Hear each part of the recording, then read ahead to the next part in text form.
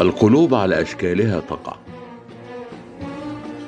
الارتياح اللي بدون سبب لشخص معين ما تعرفوش، والسعادة والفرحة اللي بتحس بيها بمجرد إنك تشوفه لأول مرة، والسكينة والطمأنينة والأمان اللي بيعتلوا قلبك، والبهجة اللي بتسكن روحك، واللمعة اللي بتبان في عينك وانت بتكلمه لأول مرة.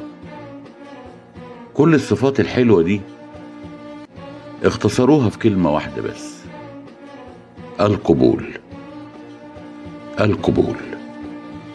ولو سألوك ايه سبب حبك ليه، هتلاقي نفسك بتقول والله ما انا عارف، انا حبيته كده لله في لله.